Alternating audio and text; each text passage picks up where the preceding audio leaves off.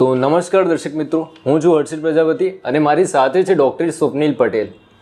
તો sir, first of all મારો એક જ ક્વેશ્ચન છે, why you become a doctor? તમારા જોડે ઘણા બધા પ્રોફેશન હતા ઓપ્શનમાં કે તમે આઈએએસ, આઈપીએસ કે એન્જિનિયર ગમે તે બની શકતા હતા, તો તમે ડૉક્ટર જ કેમ બન્યા? બેઝિકલી ડૉક્ટર આમ તો નોબલ પ્રોફેશન છે, પણ યુઝ્યુઅલી આપણે કેવું પેરેન્ટ્સને હોય કે ભાઈ કાં તો ડૉક્ટર બને, એન્જિનિયર બને, કાં તો વકીલ, જે નોર્મલ ઇન્ડિયન પેરેન્ટ્સ મેન્ટાલિટી છે. અને at that time in the around કેવું 2006ની સાલમાં બરાબર એવું કોઈ પર્ટિક્યુલર ગાઈડન્સ નહોતું. વિથ ધ ફ્લો અમારા જેટલા બી ફ્રેન્ડ્સ હતા, ભાઈ આપણે ડૉક્ટર બનવું ઓપ્શન હતા, એ તો એન્જિનિયર બનો કાં તો ડૉક્ટર. ના, દેર વેર ઓપ્શન બહુ બધા હતા, પણ ગાઈડન્સ નહોતું, એમ પ્રોપર ગાઈડન્સ નહોતું. મેડિકલની સીટ્સ એ વખતે અરાઉન્ડ 800 હતી, 600 ઇન ગવર્મેન્ટ કોલેજ હતી અને 250 અરાઉન્ડ પ્રાઇવેટમાં હતી. સો એનો એક ચામ હતો એ વખતે, in the era of 2000 to 2006 એ વખતે, બિકોઝ સંખ્યા ઓછી હતી. જેમ આઈએસ 350 બનતા હતા એ વખતે, ડૉક્ટર્સ આપણા ગુજરાતમાં 800 બનતા હતા. So that was a comparable ratio હતો, એક નોબલ પ્રોફેશન હતો, એટલા માટે પછી સિલેક્ટ કર્યું ડૉક્ટર બનવાનું. અને સર, ગાયનેકોલોજિસ્ટ એક એવો સબ્જેક્ટ છે જેના વિશે દરેક વાત કરવા નથી માગતા. એક એવું સબ્જેક્ટ છે જેની વાત કરવામાં ઘણા બધા લોકો સંકોચાતા હોય છે. તો આ સબ્જેક્ટ વિશે આપણે ખુલીને વાત કરી શકીએ? એટલે અત્યારે એ કેવું છે કે મેટ્રોમાં તમે જાઓ તો એજ્યુકેશન લેવલ છે એટલું સારું, એમ તો એ લોકો ડિસ્કસ કરે છે. પેશન્ટ્સ હવે ગૂગલ કરીને આવે તો એ લોકો ડિસ્કસ કરતા હોય છે ગાયનેક. ડિપેન્ડિંગ અપોન એરિયા અને ટેરિટરી વાઇઝ મેં દરેક જગ્યાએ કામ કર્યું છે. હું મેટ્રોમાં બી કામ કર્યું છે, મેં નાના સેન્ટર બી કામ કર્યું છે, એકદમ પેરીફરીમાં બી કામ કર્યું છે, ડિસ્ટ્રિક્ટને એ રીતે બી. તો એજ્યુકેશન લેવલ પ્રમાણે એમાં છે ગાયનેકમાં કે ભાઈ ચર્ચા કરવી ના કરવી એમ. તો જેટલા આપણે રૂરલ પેરીફરીમાં જઈએ તો એ લોકો એટલા એક્સપોઝ નથી, એમ એ સંકોચ અનુભવે કોઈ પણ વાતથી. એમ દર્દીને કોઈ આપણે વાત કરીએ તો એ લોકો થોડા સંકોચ અનુભવે. એ જ જગ્યાએ તમે મેટ્રોમાં જાઓ, અમદાવાદ, બરોડા કે બોમ્બેમાં, તો લાઈક એ તમારી જોડે ડિસ્કસ કરશે, સાહેબ પ્રોઝ કોન્સ શું છે, આ છે તે છે એમ. એટલે મને એવું લાગે છે કે એજ્યુકેશન જેટલું સારું છે ત્યાં સંકોચ નથી, જ્યાં એજ્યુકેશન ઓછું છે ત્યાં થોડો સંકોચ છે. બરાબર, એવું કહી શકાય. બાકી હવે થોડો જમાનો બદલાયો છે, પહેલાં કરતાં ઘણું સારું છે. ટિયર 2 સિટી, ટિયર 3 સિટી, હા બસ એ રીતે કહી શકો. મેટ્રો અને રૂરલમાં થોડો ડિફરન્સ રહે છે એમાં ગાયનેકમાં. બાકી અત્યારે લગભગ એવરીવન ઇઝ કન્સલ્ટિંગ ગાયનેકોલોજીસ્ટ. નાનો મોટો પ્રોબ્લેમ હોય તો બી લેડીઝ કન્સલ્ટ કરે જ છે.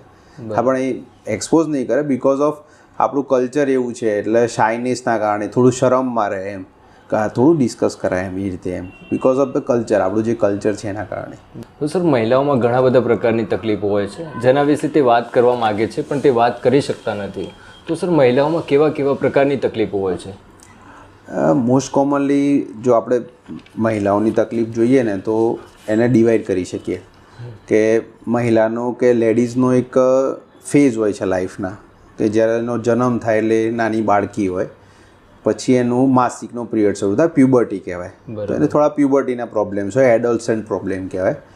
પછીનો ફેઝ આવે રિપ્રોડક્ટિવ એજ ગ્રુપ, એટલે કે પ્રેગ્નન્સી આફ્ટર મેરેજ, બાળક રાખવાનો સમય. બરાબર. કોઈ બી કેટેગરી હોય, they are going to marriage મોટાભાગના, અને એ પ્રમાણે એમનો ફેઝ બદલાય. અને પછી લાસ્ટમાં આવે મેનોપોઝ. એમ તો લેડીઝના જે પ્રોબ્લેમ છે એ 3 કેટેગરીમાં ડિવાઇડ થાય. એમ બ્રોડલી ગણીએ તો પ્યુબર્ટી, એડોલ્સન્ટ, રિપ્રોડક્ટિવ એજ ગ્રુપ કે જ્યારે પ્રેગ્નન્સી રાખવાનો સમય, અને લાસ્ટ મેનોપોઝ, એટલે કે હવે ભાઈ બધું પતી ગયું છે. એમાં ડિવાઈડ કરી શકીએ. અને એમાં પછી તમારે સબ કેટેગરી આવે. પ્યુબર્ટીમાં મોટાભાગે માસિક અનિયમિત આવતું હોય, વધારે આવતું હોય, ઓછું આવતું હોય, પેઇન વધારે થતું હોય. ઓબ્સ્ટેટ્રિક રિપ્રોડક્ટિવ એજ ગ્રુપ ગણીએ મહિલાઓનું કે ભાઈ હવે પ્રેગ્નન્સી રાખવાની ઉંમર છે 25 થી 45 વર્ષ, તો એ ગ્રુપમાં ઓબ્સ્ટેટ્રિક આવે, એટલે કે પ્રેગ્નન્સી રિલેટેડ બીમારી હોય. ગાયનેકોલોજીકલ એટલે કે અમુક ઇન્ફેક્શન્સ ને લ્યુકોરિયા એ બધી પ્રકારની બીમારી હોય, વંધ્યત્વને આવે. એ મેનોપોઝમાં આવે, એની પાછી બીમારી અલગ હોય. હોર્મોનલ વિડ્રોલના કારણે મેનોપોઝ સિમ્ટમ્સ આવતા હોય, અને અમુક એજ રિલેટેડ જે ચેન્જીસ આવે એના કારણે થતું હોય. એટલે બ્રોડલી 3 ભાગમાં ડિવાઈડ થાય, ડિપેન્ડિંગ અપોન ઉંમર, કે મહિલાની ઉંમર શું છે. બરાબર. એ પ્રમાણે એની બીમારીઓનું ડિવિઝન થાય. સર, મહિલાઓ માસિકમાં બહુ હેરાન થતા હોય છે, તો એ માસિકનું કારણ શું છે? માસિકનું કારણ ઇઝ રિપ્રોડક્ટિવ ઓર્ગન છે. ભગવાને તમને જનનાંગ કહેવાય, એ તમને બાળકની ઉત્પત્તિ માટે આપ્યું છે, બરાબર, કે તમે તમારી સંતતિને આગળ ચલાવતા રહો. મેઇન કારણ એ છે. તો માસિક જે આવે છે એ ગર્ભ ધારણ કરવાની પ્રક્રિયાના સાઈડ ઇફેક્ટ રૂપે આવે છે, સાદી ભાષામાં કહીએ તો. તો નોર્મલી જ્યારે બાળક નાનું હોય, બેબીનો જન્મ થાય એટલે એને માસિક ના આવે, કારણ કે છોકરીની ઉંમર નાની હોય. 12 થી 16 વર્ષ કે જે મેં પ્યુબર્ટી આગળ વાત કરી, એ 12 થી 16 વર્ષમાં શું થાય કે HPO એક્સિસ કહેવાય, હાઇપોથેલેમો પિચ્યુટરી ઓવેરિયન એક્સિસ હોય. હાઇપોથેલેમસ પિચ્યુટરી અને અંડાશય એટલે ઓવેરિયન એક્સિસ હોય. એ એક્સિસ એક્ટિવેટ થાય એના કારણે લેડીઝ માસિકમાં થાય. બરાબર. તો સાહેબ કે 12 વર્ષની છોકરીને થોડી પ્રેગ્નન્સી રાખવાની હોય તો શું કરો, માસિક એટલું વહેલું આવી જાય છે. તો જે HPO એક્સિસ છે એને સેટ થતાં મિનિમમ 8 થી 10 વર્ષ લાગે. એ ગર્ભાશય જ્યારે જન્મ્યું હોય ત્યારે નાનું હોય, પણ જ્યારે થોડું માસિક ચાલુ થાય એટલે પાછું ગર્ભાશય મોટું થાય. અને આપણે આયુર્વેદિક શાસ્ત્રો પ્રમાણે નથી કહેતા ગૃહસ્થાશ્રમ 25 વર્ષે શરૂ થાય. છોકરી 14 વર્ષે પહેલાં માસિકમાં થતી, 15 વર્ષે થતી જૂના જમાનામાં. અત્યારે છોકરીઓ 12 વર્ષે થાય છે બિકોઝ ઓફ એન્વાયરમેન્ટલ ઓર ખોરાક જે આપણો કેમિકલ હોય છે એના કારણે.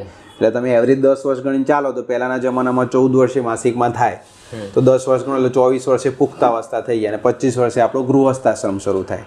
આપણે ગાયનિકની વાત નથી કરતા, જનરલાઇઝ આપણા કલ્ચરની વાત કરીએ તો ગૃહસ્થાશ્રમ 25 થી 50 વર્ષ હોય.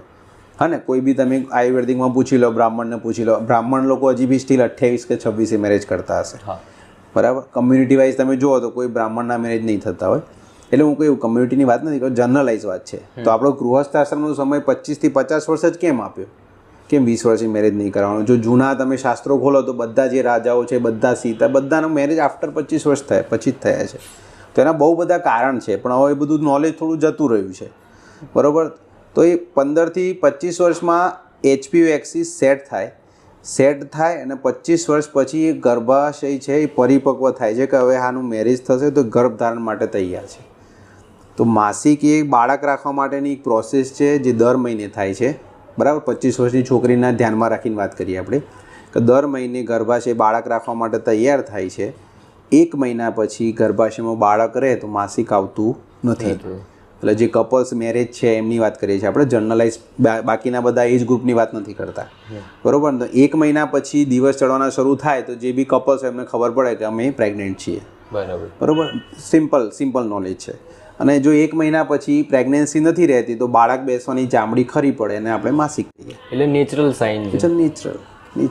ઘણી વખતે માસિક અનિયમિત થતું હોય છે, વધારે થતું હોય છે, ઓછું થતું હોય છે, તો એનું કારણ શું હોય છે? એટલે બસ એ જે હોર્મોનલ જે સિસ્ટમ છે ને, માસિક ચક્રની હોર્મોનલ સિસ્ટમ છે કે જે બી માસિકની પ્રક્રિયા છે એ hypothalamo pituitary ovarian axis HPO એક્સિસથી કંટ્રોલ થતી હોય છે. અને એ સિસ્ટમમાં જ્યારે હોર્મોનનું બેલેન્સ ના હોય, એકદમ પ્લેન લેંગ્વેજમાં સમજાવું છું, આપણે બહુ ડિટેલમાં નથી જતા, જ્યારે હોર્મોનનું બેલેન્સ ના હોય ત્યારે જે આ પ્રક્રિયા છે બાળક રાખવાની, એ પ્રક્રિયા ટાઈમસર કમ્પ્લીટ ના થાય. બરાબર. એ કમ્પ્લીટ ના થાય એટલા માટે માસિક દોડાય. એ લાઇફસ્ટાઈલનો ઇશ્યુ ખરો એમાં? બહુ બધો હોઈ શકે. લાઇફસ્ટાઈલ હોય, મોટાભાગે લાઇફસ્ટાઈલ જ હોય છે. લાઇફસ્ટાઈલ છે, સ્ટ્રેસ છે, હેરિડિટરી છે, અમુક એવી બીમારી હોય કે જે વારસાગત બી આવતી હોય માસિકને રિલેટેડ તો બી થતું હોય. પણ મેઇન મેં જે કીધું ને કે આ રિપ્રોડક્ટિવ ઓર્ગન છે, બાળક રાખવા માટે આપે. આ સિસ્ટમનું નામ છે રિપ્રોડક્ટિવ, અને ગુજરાતીમાં કહીએ કે ભાઈ સંતાન પેદા કરવા માટેનું ઓર્ગન છે. આંખ જોવા માટે આપી છે, કાન સાંભળવા માટે છે, મોઢું ખાવા માટે છે, બોલવાનું ભગવાને ઓછું કીધું છે પણ બોલીએ છીએ આપણે વધારે. અને આપણું જે જનનાંગ છે, ગર્ભાશય જે ભગવાને આપ્યું છે એ બાળક રાખવા માટે છે. સિમ્પલ. પણ ઉંમર 25 વર્ષ પછી આપણે એનો ઉપયોગ કરીએ છીએ, એની પહેલાં આપણે એને કંઈક અલગ બીમારી જોડીએ અને અમુક ઉંમરે એને અલગ બીમારી જોઈએ, પણ અલ્ટિમેટલી આનું કામ બાળક રાખવાનું છે. એટલે તમારું માસિક અનિયમિત આવે તો સાદી ભાષામાં મતલબ એવું થાય કે તમારું બાળક રાખવાની પ્રોસેસ અનિયમિત છે. અને સર ઘણી વખત માસિક દરમિયાન અને તેના 3-4 દિવસ પહેલાંથી જ મહિલાઓને સખત પેઇન થતું હોય છે, તો પેઇનને કઈ રીતે ઓછો કરી શકાય? હવે માસિકની જે પ્રક્રિયા છે ને એમાં શું થતું હોય કે દર મહિને બાળક બેસવા માટે ચામડી બનતી હોય. એટલે પ્રોસેસ ઓફ એને રીજનરેશન અને ડિસ્ટ્રક્શન બંને વસ્તુ કહેવાય. રીજનરેશન એટલે કે નવી વસ્તુ બને છે. તમને કોઈ જગ્યાએ વાગે, ચીરો પડે તો પછી એ જગ્યાએ રૂજ આવશે. ઓબ્વિયસલી તમને કપાઈ ગયા હોય તો કંઈ તમે ડૉક્ટર જોડે ના જાઓ, અઠવાડિયા 10 દિવસમાં એ ચામડી રૂજાઈ જવાની છે. બરાબર ને? તો માસિકની પ્રક્રિયા એવું જ છે. એમાં સૌથી મેક્સિમમ રીજનરેટિવ કેપેસિટી ભગવાને આપી છે. સ્ટેમ સેલ્સ કહેવાય કે જે એન્ડોમેટ્રિયલ બેઝલ લાઇનમાં હોય છે. એન્ડોમેટ્રિયમ એટલે કે બાળક બેસવાની ચામડી હોય. બરાબર. તો ગર્ભાશયનું જે બેઝલ લાઇન ઓફ એન્ડોમેટ્રિયમ હોય ત્યાં સ્ટેમ સેલ્સ આવેલા હોય. એ stem cells mean regenerative capacity એટલે કે નવું વસ્તુ બનાવશે. અને આ નવી વસ્તુ શેના માટે બને છે? મેં પહેલાં કીધું એ પ્રમાણે એક બાળક બેસવા માટે દર મહિને ચામડી બને છે. બરાબર. આપણે ખાલી 25 થી 40 વર્ષની લેડીઝની વાત કરીએ છીએ. બરાબર. કે જેમને પ્રેગ્નન્સી રાખવી છે એ આસ્પેક્ટમાં જોઈએ છે અત્યારે, બીજું બધું નથી વિચારતા. બરાબર. તો આ બાળક બેસવાની ચામડી દર મહિને બને છે, બાળક રાખવાની તૈયારી થાય છે, બીજ બને છે, બીજ છૂટું પડે છે, પ્રેગ્નન્સી નથી રહેતી, તો આ બાળક બેસવાની ચામડી તૂટવાની શરૂ થાય, તો પ્રોસેસ ઓફ ડિસ્ટ્રક્શન, સાદી ભાષામાં ડિસ્ટ્રક્શન એટલે કોઈ ખરવાની ચાલુ થાય. તો ખરવા માટે તૂટે, કોઈ બી જગ્યાએ ઇન્જરી થાય તો શું થાય? પેઇન થાય. એટલે પ્રોસેસ 4 થી 5 દિવસની જ હોય. હા, 4 to 5 days જ હોય ને. પ્રોસેસ બની ચામડી અને પછી ડિસ્ટ્રક્શન બી થઈ ગયું એ 4-5 દિવસ. ના એ રીતે ના હોય. સાયકલના ફેઝ હોય, ફોલિક્યુલર ફેઝ હોય અને લ્યુટિયલ ફેઝ હોય. એટલે ફોલિક્યુલર ફેઝમાં બાળક રાખવાનું બીજ બને, બીજ છૂટું પડે. લ્યુટિયલ ફેઝમાં શું કહેવાય કે પ્રેગ્નન્સી રહી હોય તો એમાં પાછું કોર્પસ લ્યુટિયમ કરીને ઠંડકની દવા પ્રોજેસ્ટ્રોન બનતી હોય. બધું સિસ્ટમ ભગવાનની કુદરતી બનાવેલી છે, બહારથી લેવાની જરૂર નથી. બરાબર. અને આ પ્રોસેસ ઓફ ડિસ્ટ્રક્શન એટલે કે જ્યારે એક અંડાશયને ખબર પડી જાય કે ભાઈ પ્રેગ્નન્સી નથી રહી, તો પછી એ હોર્મોન્સ લો થવાના ચાલુ થાય, એટલે જે બાળક બેસવાની ચામડી હોય એ ખરવાની ચાલુ થાય. 4-5 દિવસની ના થાય, એના ઇન ધ સેન્સ એટલા દિવસમાં પતી જાય. બરાબર છે. 4 to 5 daysમાં એ પ્રોસેસ કમ્પ્લીટ થતી હોય છે. પણ પેઇન, તમારો સવાલ જતો ને કે સાહેબ પેઇન કેમ થાય છે, દુખાવો કેમ ચાલુ થઈ જાય છે? થવાનું કારણ આ છે કે હોર્મોન્સ ઓછા થાય એટલે વાગે, ને કોઈ બી જગ્યાએ વાગે તો દુખાવો થાય. તો વાગે એટલે કે અંદર વાગતું નથી, ચામડી તૂટવાની શરૂ થાય છે. એક પ્રકારની એને ઇન્જરી તરીકે લઈએ. અને બોડીમાં આપણે ભગવાને પેઇન માટે સબસ્ટન્સ પી છે, પ્રોસ્ટાગ્લાન્ડિન છે. તો લેડીઝોના આ એરિયામાં પ્રોસ્ટાગ્લાન્ડિનનું કોન્સન્ટ્રેશન વધારે હોય, એના રિસેપ્ટર વધારે હોય, એટલા માટે એ લોકોને પેઇન વધારે થાય. સમજે? આપણે રડીએ છીએ તો કંઈ પેઇન નથી થતું, કારણ કે ત્યાં રિસેપ્ટર નથી. એમ ભગવાને દુખાવાના રિસેપ્ટર નથી આપ્યા. અને અહીંયા શું છે, પેઇન રિસેપ્ટર વધારે છે. પ્રોસ્ટાગ્લાન્ડિન છે, PGF2 છે, આ બધા રિસેપ્ટર છે જે પેઇન સેન્સિટિવ છે. સેન્સરો વધારે મૂક્યા છે, એના કારણે સેન્સિટિવિટી વધારે છે ઓર્ગનની, એટલે પેઇન થાય છે. અમુકને આમ PID હોય, ઇન્ફ્લામેશન હોય, સોજો હોય, એન્ડોમેટ્રાયોસિસ હોય તો પણ પેઇનફુલ હોય. અને દુખાવો કઈ રીતે ઓછો કરી શકાય? Pain killer, simple pain killer. હા, બીજું કઈ ટેબ્લેટ. મોટા ભાગના ડિસમેનોરિયા, માસિકમાં થતા દુખાવાને આપણે ડિસમેનોરિયા કહીએ. તો ડિસમેનોરિયા મોટા ભાગે આફ્ટર પ્રેગ્નન્સી, એટલે કે એકવાર બાળક રહી જાય પછી રિઝોલ્વ એટલે બંધ થઈ જતા હોય છે. સોશિયલ મીડિયા પર બધી રીલ્સ આવતી રહે છે કે આ કરો તે બધું ના. હા, મેટર કરે છે. તમે કહે કે સારામાં સારી વસ્તુ છે તમારા લાઇફસ્ટાઇલ મોડિફિકેશન, યોગાસન. લેડીઝને સ્લીપનો ટાઈમ છે, આપણે 10 થી 3ની સ્લીપ લેતા હોય મોટા ભાગે, 10 વાગે ઊંઘી જાય 2 વાગ્યા સુધીનો, તો એમાં શું મેલાટોનિન હોર્મોન સિક્રેટ થતો હોય, એક આપણી ડીપ સ્લીપ કહેવાતી હોય કે જેમાં આપણું બોડી હીલ થતું હોય. તો એ બધું તમે તમારી લાઈફ સાયકલ તમે મેન્ટેન કરો તો બહુ મેટર કરે છે. તમારું ડાયટ શું લો છો તમે, અમુક વસ્તુથી તમને એલર્જી હોય તમે એનું કન્ઝપ્શન વધારે કરતા હોય, જેમ કે મેદો છે, તો તે મારા બોડી માટે સારી વસ્તુ નથી. તમે ફ્રેશ ફૂડ ના ખાતા હોય, બરાબર, ઠંડુ ખોરાક જલ્દી લેતા હોય, તમારું ખાવાની સાયકલ નિયમિત ના હોય, આજે ખાધું, સવારે ખાધું, કાલે બપોરે ખાઈ લીધું, એટલે સારું ખાવાથી હીલિંગ ફેક્ટર વધી શકે. હેલ્ધી એન્ટીઓક્સિડેટિવ ફૂડ હોય, બરાબર, તો એ તમને દુખાવો ઓછો કરે. અને હેલ્ધી ફૂડ ના ખાઓ તો તમને એક પ્રકારનું ઇન્ફ્લામેટરી રિએક્શન આપશે, સોજો આપશે, અને એના કારણે એટલે ડેફિનેટલી તમે ખોરાક શું લો છો એના પર તમારું બોડી રિએક્ટ કરશે. લાઇફસ્ટાઇલનો તો બહુ મોટો રોલ છે કોઈ બી જગ્યાએ. અને આજકાલ સર સોશિયલ મીડિયા પર એક મુદ્દો બહુ ચર્ચામાં છે, PCOD અને PCOS. તો આ બંનેની અંદર અંતર શું છે? સિમ્પલી કહે ને તો PCOD આમ ઇડિયોપેથિક ઓરિજિન. ઇડિયોપેથિક એટલે એનું કોઈ કારણ નથી કેમ થાય છે, એમ સ્પેસિફિકલી એમ ના કહેવાય કે ભાઈ આ નથી થશે ને આને નહીં થાય. પોલિસિસ્ટિક ઓવેરિયન ડિઝીઝ ને પોલિસિસ્ટિક ઓવેરિયન સિન્ડ્રોમ, એટલે સિમ્પલી ભાષામાં કહીએ ને તો કે જે અંડાશય હોય ને એમાં માસિકની પ્રક્રિયા PCODમાં મોટાભાગે અનિયમિત થઈ જતી હોય.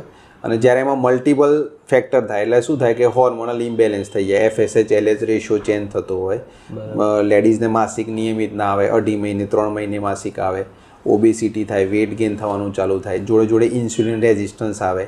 એટલે ખાલી રિપ્રોડક્ટિવ સિસ્ટમ ઇન્વોલ્વ નથી થતી. એટલે PCOD છે બીમારી ઓવરીની, પણ એ ઇન્વોલ્વ બહુ બધી સિસ્ટમને કરાય છે, એટલે એને નામ આપી દીધું પોલિસિસ્ટિક ઓવેરિયન સિન્ડ્રોમ. એટલે સિન્ડ્રોમ ઇન ધ સેન્સ કે 2-3 સિસ્ટમો, ઇન્સ્યુલિન રેઝિસ્ટન્સ આવે તો ડાયાબિટીસ બી થઈ જતું હોય, સિવિયર ઇન્સ્યુલિન રેઝિસ્ટન્સ હોય PCODમાં, તો એટલે એને સિન્ડ્રોમ અને ડિઝીઝ એ તરીકે નામ આપ્યું. ડિઝીઝ એટલે કે અમુક સિમ્ટોમો આવે કે માસિક ઓછું આવે, અનિયમિત આવે, પ્રેગ્નન્સી રહેવામાં પ્રોબ્લેમ થાય, હર્સ્યુટિઝમ થાય, બહુ બધા મેલ લાઇક પેટર્ન આવે, લેડીઝને આપણા જેમ મેલમાં જે પ્રમાણે દાઢી આવતી એ રીતે આવવાનું ચાલુ થઈ જાય. PCODમાં હર્સ્યુટિઝમ થાય, આ બધા સિમ્ટમ્સ બહુ બધા થાય, એટલે એને ડિઝીઝ તરીકે નામ આપ્યું. કારણ કે એન્ડ્રોજન એક્સેસ થઈ જાય છે બોડીમાં, મેલ ટાઈપ્સના હોર્મોન્સ બનવાના ચાલુ થઈ જાય લેડીઝની અંદર. લેડીઝના હોર્મોન્સ ભગવાને અલગ બનાવ્યા છે, આપણા અલગ છે, બરોબર. એટલે હું પ્લેન ભાષામાં સમજાવું છું. ઇટ્સ લાઈક અ મેલ ટાઈપના હોર્મોન્સ થાય, એન્ડ્રોજન એક્સેસ એવું સ્ટેટ ક્રિએટ થાય, એટલે એને ડિઝીઝ કહેવાય. તો એમાં મોટા ભાગે એકની બહુ થાય પેશન્ટને, બહુ જ બધા ખીલ નીકળે, હર્સ્યુટિઝમ થાય, મેલ ટાઈપની આવતું હોય, અને ઇન્ફર્ટિલિટી, વંધ્યત્વ, પ્રેગ્નન્સી ના રહે, બરાબર, અનિયમિત માસિક આવે, ઓબેસિટી થાય, વેટ ગેઇન, એ લોકોની વેટ વધવાની ટેન્ડન્સી વધારે, સાહેબ મારું માસિક 3 મહિને આવે છે, અમુક દર્દી કે સાહેબ માસિક રોકાય છે એટલે મારું વજન વધે છે. એવું નથી હોતું. પીસીઓડી એ આખી એમ કેસ્કેડ ઓફ સાયકલ છે.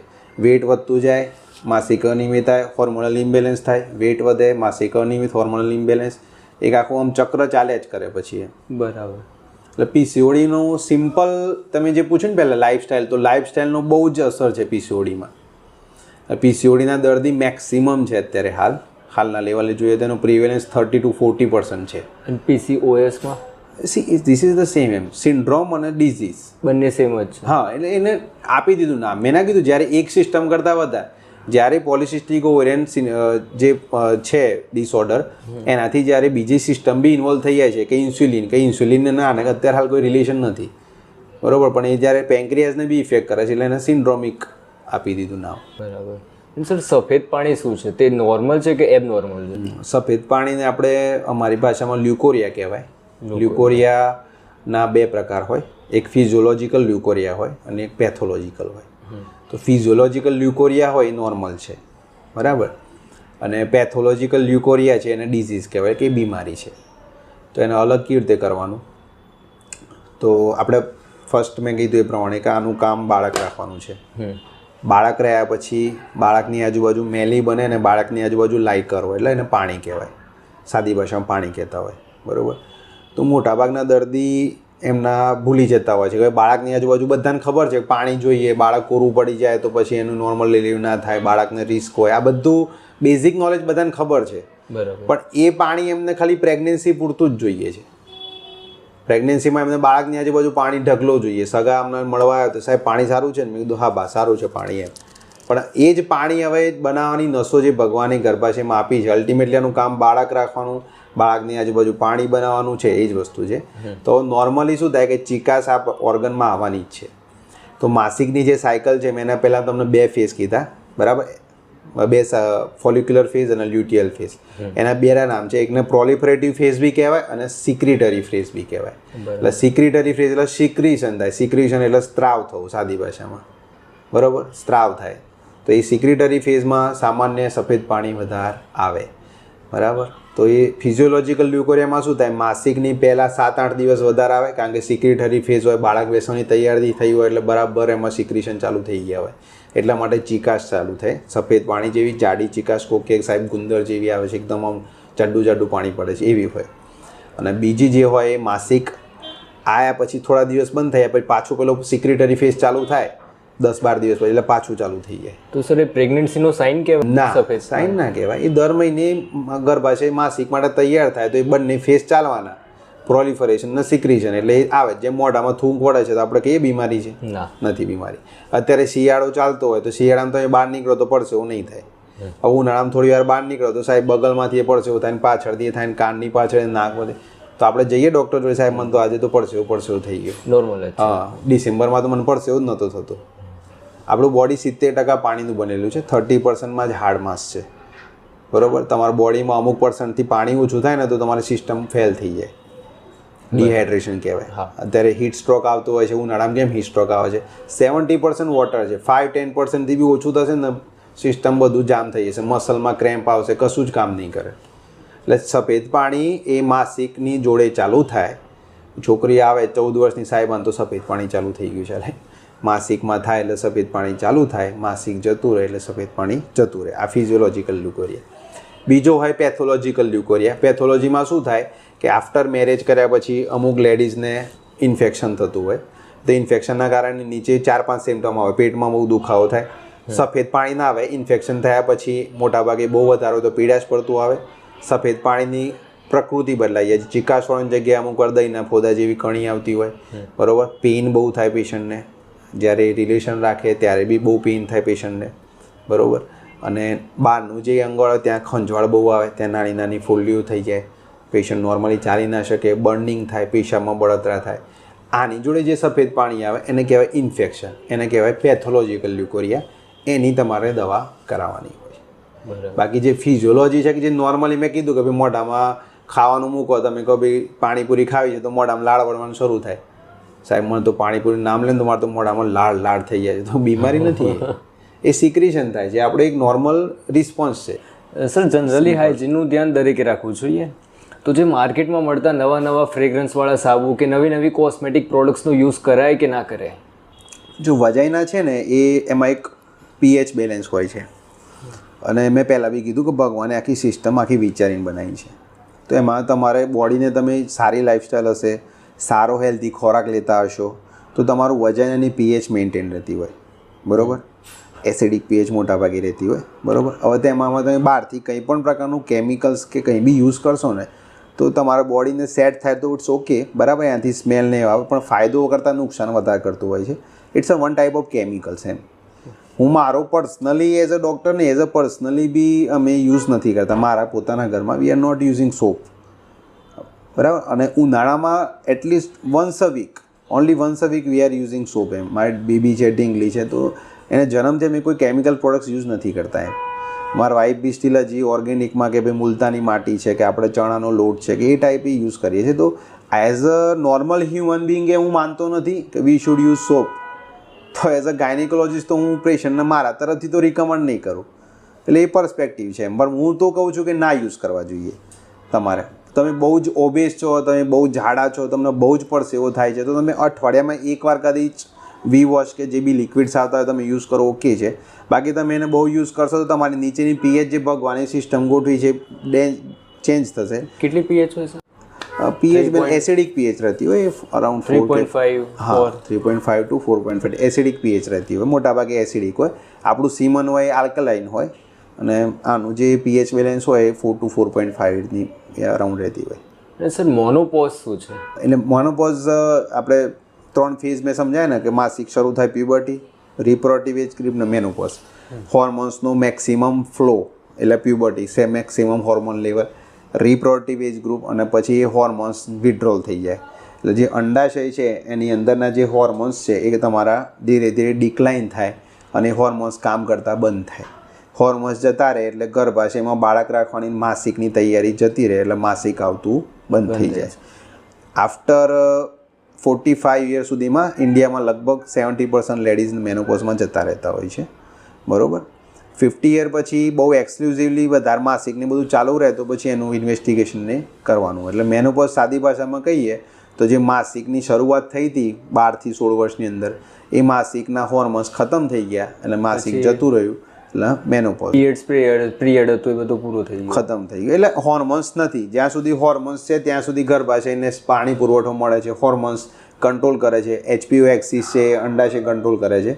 પણ એ જ સાથે અંડાશયના બાળક રાખવાની કેપેસિટી, એના હોર્મોન્સ ધીરે ધીરે ઓછા થાય અને એક લેવલે હોર્મોન્સ ખતમ થઈ જાય એટલે પછી માસિક 40 થી 50 વર્ષ પછી જ થાય ને? મેનોપોઝમાં અમુકને વહેલું બી આવતું હોય છે. અર્લી મેનોપોઝ અમુક લોકોને આવે, હેરિડિટરી હોય, વારસાગત હોય, અમુક 2-4 સિન્ડ્રોમ છે એના કારણે બી થતું હોય છે. પણ મોટાભાગને મેનોપોઝ અરાઉન્ડ 45 એટલે કે 70% લેડીઝ 45 યરમાં મેનોપોઝ આવી જતું હોય છે ઇન્ડિયામાં. અને આફ્ટર જે પ્રોલોંગેશન થાય એ 50 યરમાં કમ્પ્લીટ થઈ જતું, મોટાભાગે મેનોપોઝમાં જતા રહે. અને મેનોપોઝના કારણે ઘણા અમુક લક્ષણો ઉત્પન્ન થતા હોય. મોટાભાગે ઇસ્ટ્રોજન ડિફિશિયન્સી કહેવાય. મેઇન હોર્મોન ઇસ્ટ્રોજન છે કે જે લેડીઝના બોડીમાં દરેક જગ્યાએ રિસેપ્ટર છે ઇસ્ટ્રોજનના. એટલે મેનોપોઝના કારણે મોટાભાગે થાક, અશક્તિ, ચીડિયો સ્વભાવ, ગરમી બહુ લાગી, ઠંડીમાં પરસેવો છૂટી જાય, કળતર રહે, કંઈ ગમે નહીં, ચીડિયો સ્વભાવ, આ બધું મેનોપોઝમાં થવાનું શરૂ થાય બિકોઝ ઓફ હોર્મોનલ ઇડિફિશિયન્સી. અને જેમ જેમ મેનોપોઝ લંબાય કોગ્નિટિવ ડિફિકલ્ટી બી થાય. જો વધારે અસર આવે તો પેશન્ટ ધીરે ધીરે અમુક વસ્તુ અમુક વાર ભૂલી જાય, યાદશક્તિ ઓછી થાય, બરાબર.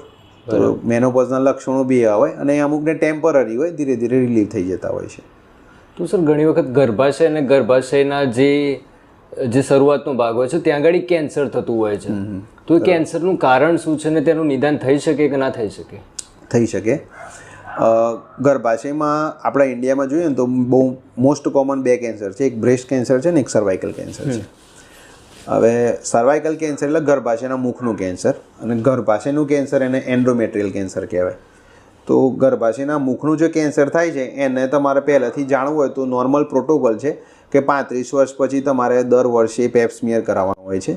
એ ગર્ભાશયના મોઢાની તપાસ હોય, ત્યાં જે સફેદ પાણી હોય એની તપાસ લેતા હોઈએ, અને પછી પેથોલોજીસ્ટ જે ડૉક્ટર હોય એના લેબમાં એક્ઝામિન કરે કે ભાઈ અંદર કોઈ ચેન્જીસ નથી આવ્યા કે કોઈ કેન્સર રિલેટેડ કોઈ ફેરફાર નથી થયો, નીચે બધું નોર્મલ છે, એ દર તમારે 1.5 વર્ષે રિપીટ કરાવવાનું. મિનિમમ 3 સ્મિયર નેગેટિવ આવે તો પછી તમને કેન્સર થવાની શક્યતા ઓછી છે. નથી થવાની એવું કોઈ ગેરંટી નથી, મેડિકલ ફિલ્ડમાં કોઈ ગેરંટી ના હોય, પણ શક્યતા ઓછી છે. એ પ્રોટોકોલ પછી તમે 5-5 વર્ષે તમારે કરાવવાનો હોય એકવાર, બરાબર? 5 વર્ષે કરાવતું રહેવું છે. પેપ સ્મિયર. બીજું છે લિક્વિડ બેઝ સાયટોલોજી કહેવાય, એમાં બી સેમ જ છે. એટલે તમારું જે વ્હાઇટિશ ડિસ્ચાર્જ જે કહેતા હોય ને તમે વાત કરીને, એ પાણી નીચે સર્વિક્સની અંદર એટલે ગર્ભાશયના મોઢામાંથી લેતા હોય ને એની માઇક્રોસ્કોપીમાં એક્ઝામિન કરતા હોય. લિક્વિડ બેઝ સાયટોલોજી એ પેપ સ્મિયર કરતાં થોડું વધારે સેન્સિટિવ છે. એટલે કેન્સર એટલે સર ગાંઠ જ થવી ને ત્યાં ગાડી? કેન્સર એટલે એક પ્રકારે એને સાદી ભાષામાં કહીએ ને તો મેં બોડીમાં કોઈ જગ્યાએ રૂજ આવે તો જેમ કે તમને અહીંયા વાગ્યું તો તમને રૂજ આવી જશે, પછી ત્યાં રૂજ આવવાની બંધ થઈ જશે. જો કન્ટિન્યુઅસ રૂજ આયા કરે ચામડી પર ચામડી બન્યા કરશે, શું થઈ જશે? ગાંઠ બની જશે. So cancer is out of control. આપણા બોડીના બધા સેલ્સ આપણા એક સિસ્ટમથી કામ કરતા હોય છે ને એમને એક ઓર્ડર આપેલો હોય છે, એ આપણા બેલેન્સ અને આપણા કંટ્રોલમાં હોય છે. કેન્સર શું છે? એ સેલ્સ પોતાની જે નેચરલ ક્વોલિટી છે બદલી દે છે અને બોડીના કંટ્રોલમાં રહેતા નથી. એ મન ફાવે એક્ટ કરે છે, બરાબર? એટલે હવે નોર્મલ આપણી બોર્ડર દોરેલી છે, એ બોર્ડરની બી બિયોન્ડ જતા રહે, પછી આજુબાજુમાં ડેમેજ કરે અને પછી એને આપણે કેન્સર કહીએ કે આપણા કંટ્રોલમાં નથી રહેતું એમ. એ વસ્તુ ડેમેજ થયા પછી હીલિંગ થાય ને પછી એ પ્રોલિફરેટિવ થયા કરે, પછી ગાંઠ બની જાય, પછી ફેલાયા, એ બધા સેલ બાજુમાં જ આવે, જ્યાં જાય ત્યાં પાછા ગાંઠ બનાવે. એટલે આપણા બોડીના ઓર્ડરમાં કામ નથી કરતા, એમને જેમ મન ફાવે એક્ટ કરે, એટલે આપણે એને કેન્સર કહીએ. એ સર સેલ્સ આપણા જ હોય કે પછી આપણા સેલ્સ કંઈક આવ્યું, બેક્ટેરિયા આવ્યું, વાયરસ આવ્યું? થાય. વાયરસની પેથોલોજી હોય કે પછી સર્વાઇકલ કેન્સર હોય તો most commonly human papilloma virus છે એનાથી થતું હોય કે હ્યુમન પેપિલોમા વાયરસનું ઇન્ફેક્શન થયું. એના ટાઈપ છે, બહુ બધા છે, પણ મોસ્ટ કોમનલી 16 HPV-16 ને HPV-18 આ વાયરસ મોસ્ટ કોમન કોઝ છે સર્વાઇકલ કેન્સર થવાના. એના માટે વેક્સિન બી અવેલેબલ છે, તો એના કારણે થતું હોય. બીજું હાઈ રિસ્ક ફેક્ટર હોય કે હાઈ રિસ્ક ફેક્ટરમાં શું હોય કે બધું બેડ હેબિટ્સ હોય, સ્મોકિંગ હોય, આલ્કોહોલ હોય, મલ્ટિપલ સેક્સ્યુઅલ પાર્ટનર હોય. ફોરેનમાં મોટા ભાગે, અત્યારે તો મેટ્રોમાં બી એવું થઈ ગયું છે. પછી અર્લી એજમાં મેરેજ થઈ ગયું હોય, બહુ અર્લી એજમાં કે પ્યુબર્ટીની સમયમાં એક્ટિવ થઈ ગયા હોય, ઇન ધ સેન્સ કે સેક્સ્યુઅલ ઇન્ટરકોર્સ એમનો ચાલુ થઈ ગયો હોય. તો મેં તમને પહેલાં કીધું કે આપણો ગૃહસ્થાશ્રમ 25 વર્ષે શરૂ થાય. એનું કારણ શું છે કે અહીંયા એક સ્કેમોકોલમનર જંકશન હોય છે, ડેવલપ થતું હોય છે. એ ડેવલપ થતાં મિનિમમ 21-22 યર થાય, બરાબર? તો આ સ્કેમોકોલમનર જંકશન બની જાય ને પછી એમાં HPV વાયરસનું ઇન્ફેક્શન થોડું રેઝિસ્ટન્સ હોતું હોય છે. એક બેરિયર ભગવાને બનાવેલું છે કે સર્વિક્સમાં ઇન્ફેક્શન ના જાય, કારણ કે એ એરિયા સૌથી વધારે ડેમેજ થવાનો. જ્યારે ડિલિવરી થશે ત્યારે બી નીચેના રસ્તેથી થશે ત્યારે બી સર્વિક્સ ડેમેજ થવાનો. તો ભગવાને એમાં એક બેરિયર, ફિઝિયોલોજીકલ બેરિયર કહેવાય, કે બેરિયર બનાવ્યું છે કે ઇન્ફેક્શન ના થાય. હવે બેરિયર બનતા 20, 21, 22 વર્ષ થતા અને એની પહેલાં મેરેજ થઈ જાય, બરાબર, અને પાર્ટનરને ઇન્ફેક્શન HPVનું થયેલું હોય, બરાબર, તો એ બેરિયર બન્યું નથી તો સર્વિક્સના પ્રોટેક્શન મળવાનું નથી. સર્વાઇકલ કેન્સર જે કહે છે એને, ગર્ભાશયના મુખના પ્રોટેક્શન મળવાનું નથી. HPV વાયરસનું ત્યાં ઇન્ફેક્શન લાગી જશે. હવે ઇન્ફેક્શન લાગ્યું 18 વર્ષે કે 19 વર્ષે મેરેજ થયું આપણે, અને પછી એને એક્ટિવેટ થતાં પછી HPV વાયરસની ફિઝિયોલોજી લાંબી છે. અમુક વાર લેટન્ટ ફેઝમાં પડી રહે, 10 વર્ષ સુધી એમને એમ પડી રહે, પેથોલોજી ના કરે, અને પછી બહુ બધા ફેક્ટર મળે. લાઇફસ્ટાઈલ ખરાબ હોય, વજન વધી ગયું હોય, ડાયાબિટીસ આવે, થાઇરોઇડ આવે, BP આવે, હેરિડિટરી હોય, મમ્મીને કે કોઈને કેન્સર તો એ બધા ફેક્ટર ભેગા થાય અને HPV વાયરસનું ઇન્ફેક્શન હોય એટલે પછી સર્વાઇકલ કેન્સર થઈ જાય. તો સર HPVની વેક્સિન લેવી જોઈએ? લેવી જોઈએ. મેલને લેવાની, ફિમેલને લેવાની? એમ તો HPV વેક્સિન મોટાભાગે સર્વાઇકલ કેન્સરના અનુલક્ષીને આપતા હોય તો ફિમેલને લેવાની હોય. HPV વાયરસ બીજા બધા બી કેન્સર કરતું હોય છે. અમુકને માઉથ કેન્સરના બી HPV વાયરસ જો મળે છે, એમ કે ભાઈ મોઢાનું કેન્સરમાં બી HPV વાયરસ અમુક વાર જાણવા મળે છે. પણ આપણે ખાલી સર્વાઇકલ કેન્સરની વાત કરીએ તો લેડીઝના અનુલક્ષીની વાત કરીએ, આપણે મેલની વાત નથી કરતા અત્યારે.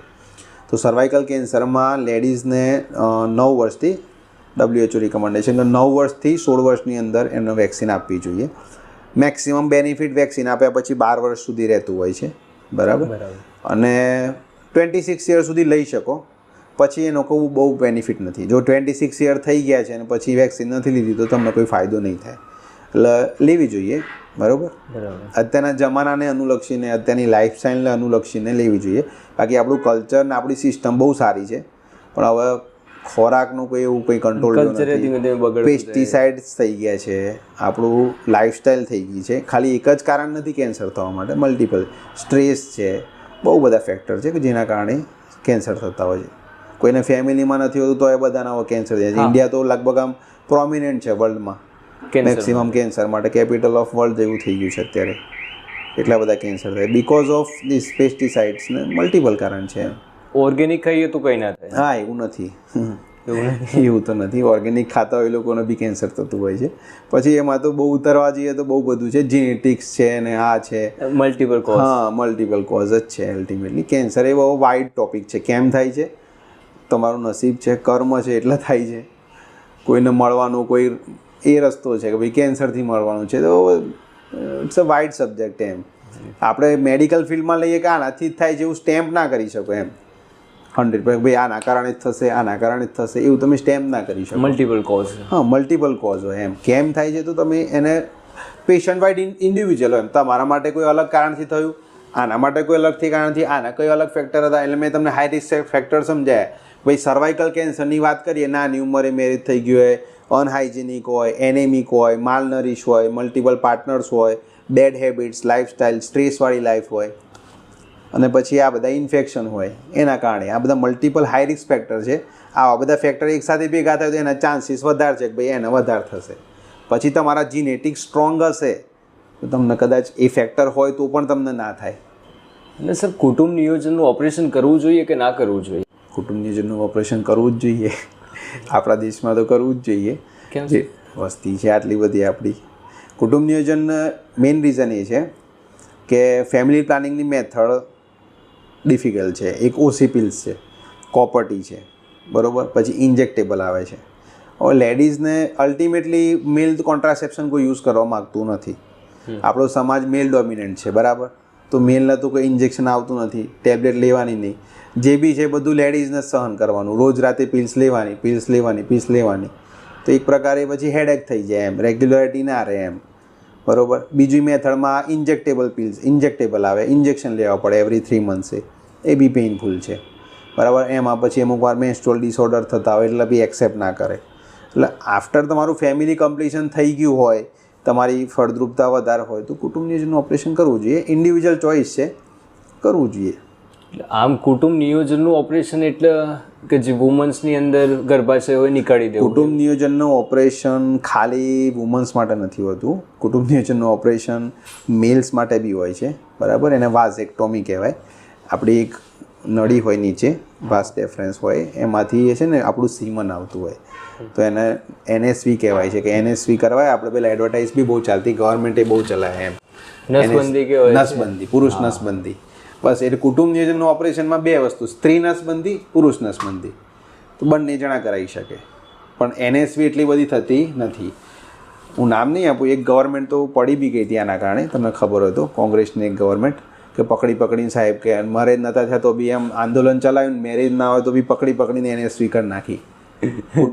હા, એટલા માટે મેરેજ નતા થયા તો ભાઈ મેરેજ બી નથી થયા તો બી NSV થઈ ગઈ. બોલો. એક મૂવી છે એમાં, ધર્મેન્દ્રનું મૂવી છે, કયું મૂવી છે?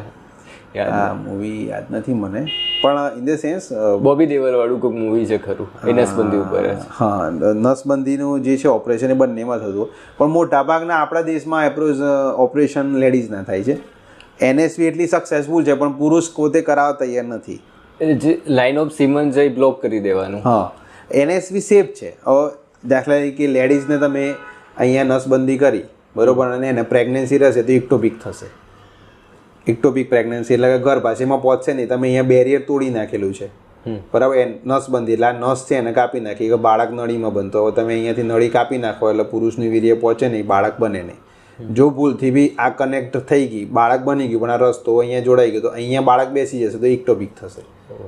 અને ઇક્ટોપિક થાય અને પેશન્ટને તો કે મારે તો કુટુંબ નિયોજનનું ઓપરેશન કરાવ્યું છે, તો ઇક્ટોપિક રપ્ચર થાય તો કોમ્પ્લિકેશન બી છે કુટુંબ નિયોજનના ઓપરેશનના, પણ એટલા બધા નથી, બહુ સેફ પ્રોસિજર છે. કુટુંબ નિયોજન એટલે નસબંધી ગર્ભાશય નીકાળી દેવાનું? ના, ગર્ભાશય તો હિસ્ટેક્ટોમી કહેવાય. આખું ગર્ભાશય કાઢી નાખીએ તો એને હિસ્ટેક્ટોમી કહેવાય.